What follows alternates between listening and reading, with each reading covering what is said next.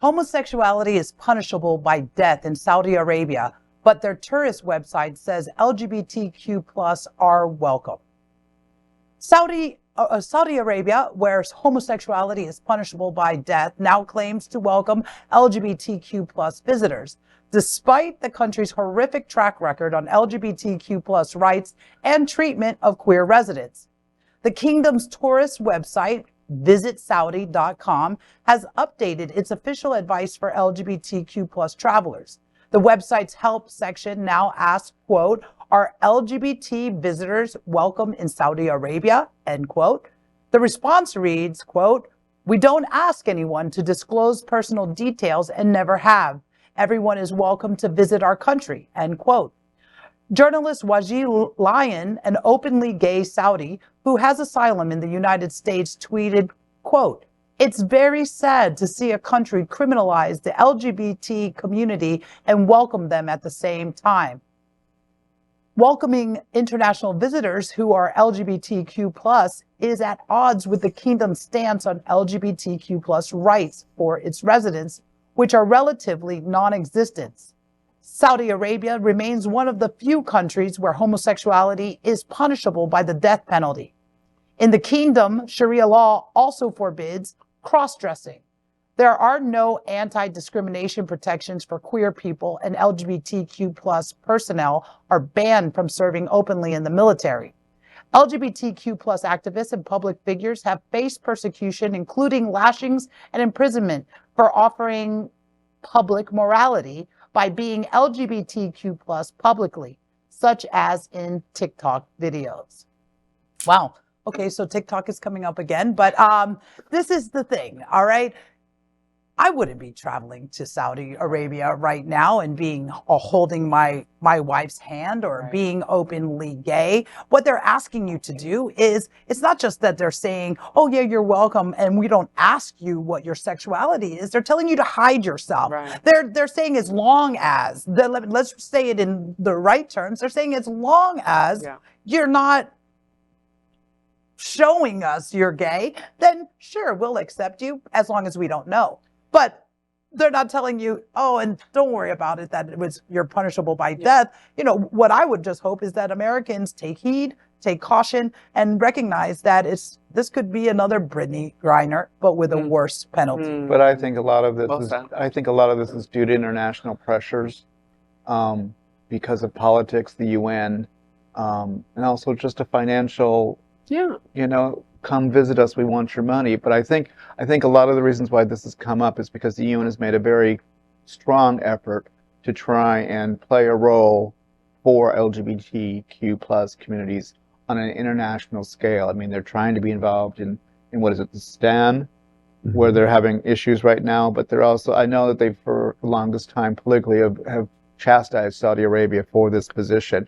And I think this is just bullshit that they said, well, it's on our website. So as long as you don't touch your partner and we don't catch you in bed together, sure, come on over. I mean, look, it's clearly because, you know, if we look at who's contributing to the tourism industry disproportionately, it's queer people. $2 to every $1. Exactly, right? So obviously they're going to want some of that sweet, sweet gay money coming into their country. It tastes but the reality is, I mean, it does. So we see this on not national scales too, right? We see this on a company-wide scale where we have companies that show up at Pride and are like, we love gay people, and then are actively funding anti-LGBT politicians. Right? We see that all the time, and it's not enough to make a cute little Pride Month campaign and sell cute little rainbow merchandise, and then go and donate to Ron DeSantis. Right? That doesn't cut it. Right? Well, say Chick-fil-A will take your money too. Right? And I'm not going to give it to them. No, I mean, but that's the thing, right? And so now it's like for us on our community, LGBTQ plus, we got to get smarter about where we're putting our dollars.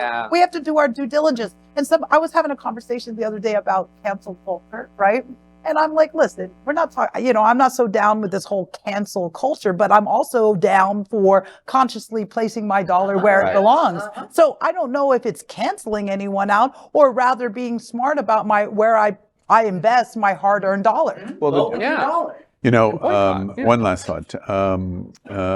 When you do a headline, like we're in tonight, that says, a country that has the death penalty invites queer people to come and visit their country. We are congratulating ourselves because we've done the first ever story and conversation a la The Onion. This is not a real... Oh, it is a real story. No, it's a real one. Don't it is a real story. I wish I could say this was an episode of The Onion, but it is not. It's beyond ridiculous. I've been to Saudi Arabia twice, and I think we completely get it right. Don't be you, and you're welcome in the kingdom. That's really the bottom line. Yeah. I do not think boycotts work in travel.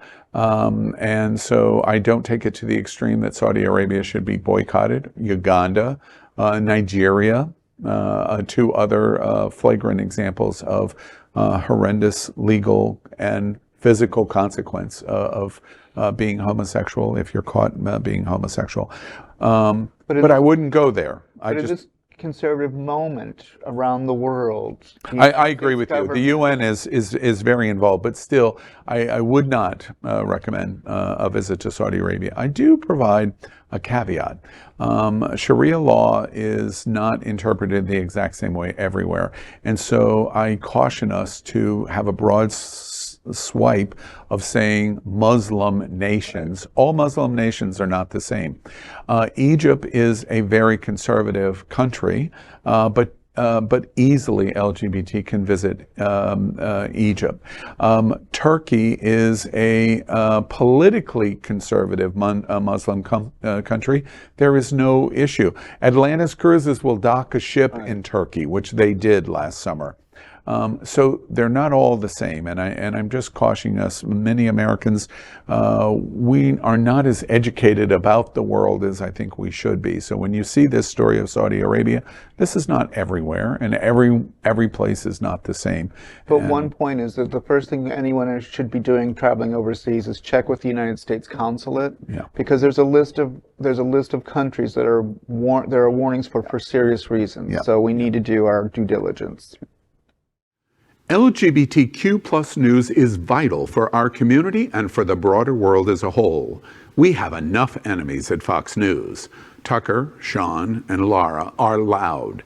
We need passionate allies. Happening Out Television Network, Queer News Tonight, and It's Happening Out are literally out of the closet and into the headlines. Our community needs your support. Like this broadcast and subscribe now to ensure the growth of the entire LGBTQ plus community.